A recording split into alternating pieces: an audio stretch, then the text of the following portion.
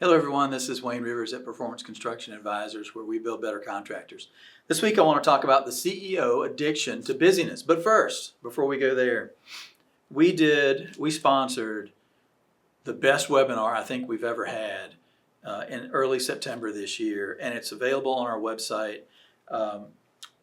Rich Jones from Buildwell Health talked about during Construction Suicide Prevention Week, he talked about the importance of mental health in construction. And he was fabulous. He talked about his own personal struggles. He talked about some of the things he does in business to improve mental wellness among construction companies. And listen to these three things. He said 40 million people have substance abuse issues, but only 6% will ask for help. Only 6% of people ask for help when they're struggling. Wow. The second thing, maybe it's the third thing. The second thing is the number one predictor of addiction among people is the age at which they start using. The earlier, the worse. And then the third thing is family history is the number two predictor. So number one is age, number two is family history. Rich was absolutely magnetic in his presentation, and I hope you'll go and review that webinar and share it with the other people in your organization. It was as powerful a webinar as we've ever done, absolutely. Okay, this week I want to talk about the CEO addiction to busyness. And this came from the CEO briefing in September of 25. Let me begin reading a little bit from the article. Ironically, the very qualities that make leaders successful, drive, discipline, commitment, can also make them vulnerable to this destructive cycle. True? True. I've been observing this among contractors for 36 years now, and it's not just contractors. It's anybody who's ambitious and driven and wants to be successful. We know that one of the keys, one of the prerequisites to long-term success is hard work.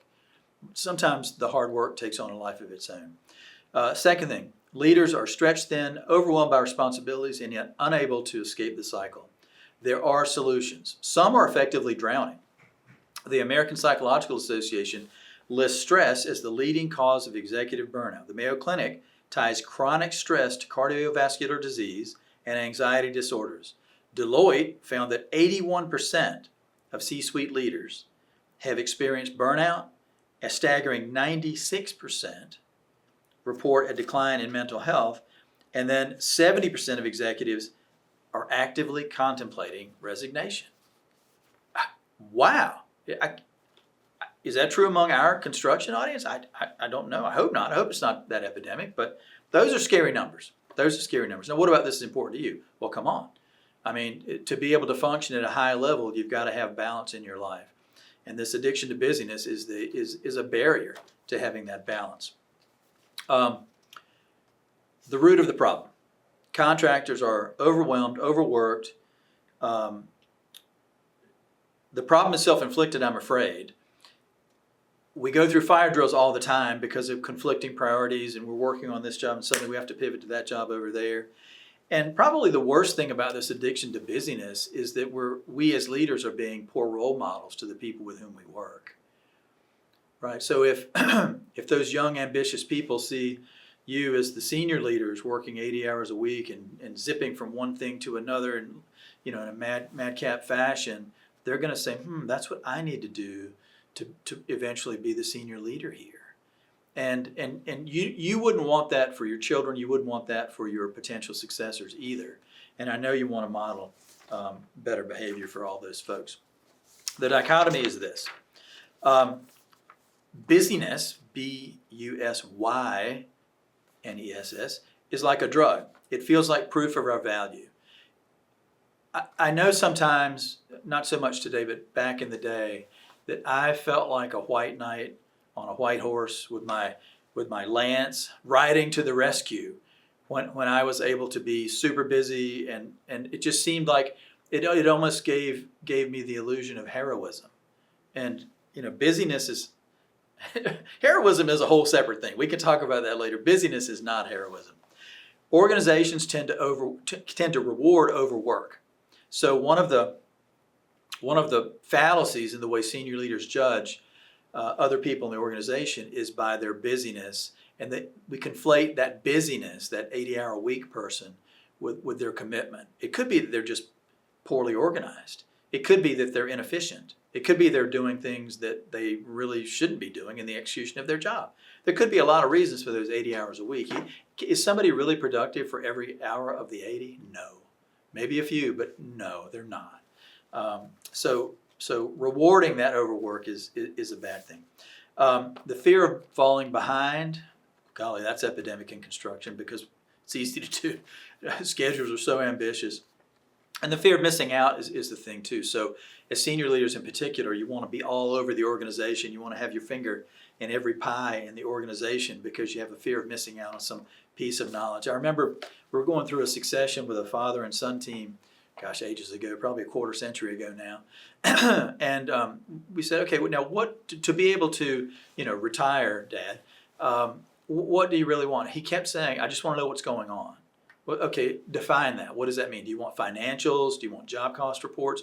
Do you want, to interview project manager or superintendents periodically? What does that mean? He kept saying, I just want to know what's going on, which meant that he wanted to know everything because he had a fear of missing out. He had a fear that some little piece of information that the rest of us thought might be insignificant to him would be a big deal. And he may have been right, but that's no way to define your retirement. I just want to know what's going on. There's got to be better guardrails than that.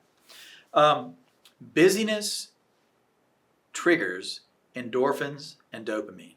It's like, if you remember all the articles way back when about runner's high, it's the same thing, dopamine and endorphins. And busyness triggers that too. So it is easy to become addicted to that flood of mental well-being feelings.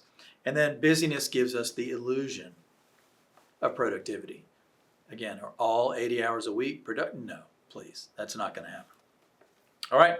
What's the detox plan then? What's the detox plan? Acknowledge the problem.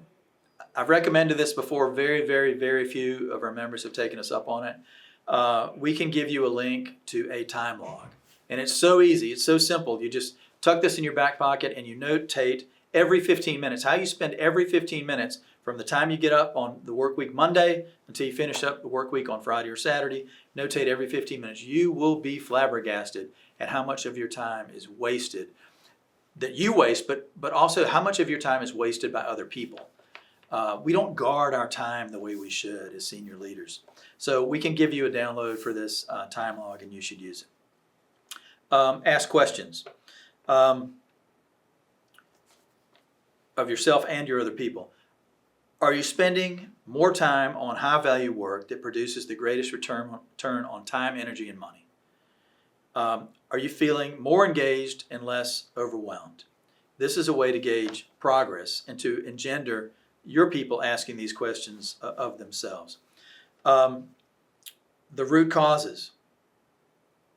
Am I willing to exercise discipline over my calendar and invest my time where it truly matters? Will that investment make a lasting difference to others and to the performance of my organization?